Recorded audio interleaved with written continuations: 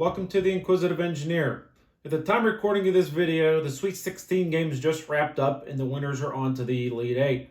I'm curious just how many of you have a bracket that is still intact. I guarantee you nobody has a bracket that is still intact. I was out in the first round with the Mountaineers.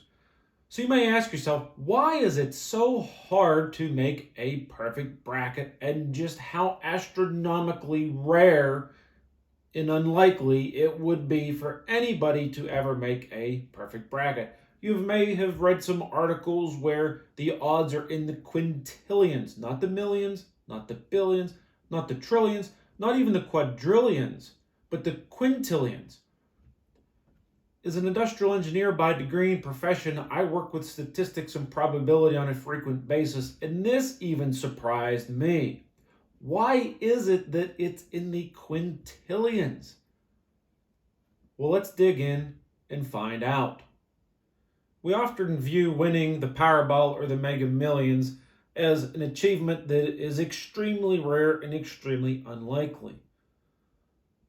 Well, in actuality, the odds of winning the Powerball are about 1 in 292 million. Compare that to the odds of a perfect bracket that are 1 in 9.2 quintillion.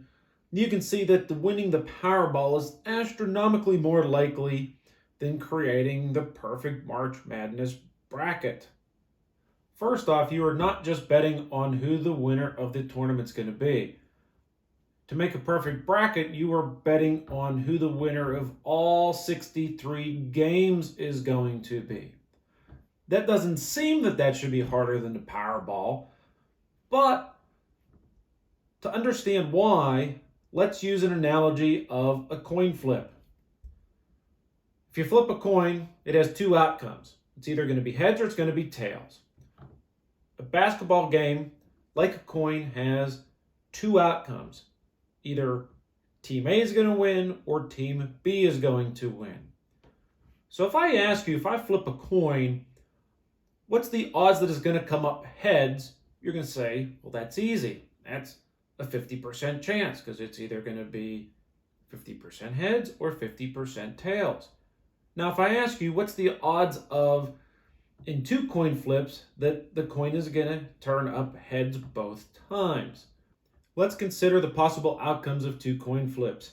The coin could come up heads, heads, heads, tails, tails, heads, or tails, tails. Heads, heads is only one of the four possible outcomes, so the probability of having two heads in just two coin flips is 25%. Now what if I asked you, if I flip this coin 3 times, what's the probability that I am going to get 3 heads?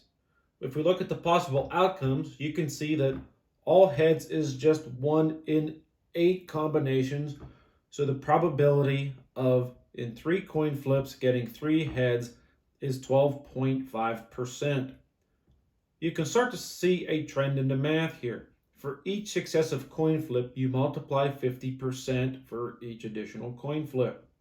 So we can simplify the math by just raising 50% to the nth power, where the nth power is the number of coin flips, or in this case, the number of basketball games in the tournament. If you raise 50% to the 63rd power, you get the 9.2 quintillion odds of making a perfect NCAA bracket. You might be saying to yourself, however, that each game is not a 50-50 toss-up like a coin flip. Higher seeded teams have better probability of winning their games over lower seeded teams. And you would be correct. Number 1 seed teams have over a 99% chance of beating the number 16 seed that they're paired against. If you go ahead and take a look at this chart, you can see the rough probabilities of each team advancing on to the next round. So we can go ahead and just start multiplying the win percentages of the top teams to come up with better odds than the 9.2 quintillion. So here we would have the 99.3% for the number 1 seed winning over the 16 seed times the 93% of the number 15 seed in the number 2 seed game, in the 85%, in the 79%, and so on and so on and so on. So I went ahead and did this in Excel with the last 3 games being a 50-50 toss-up, since you assume that the number 1 seeds from each of the 4 brackets goes on and competes against each of the other number 1 seeds.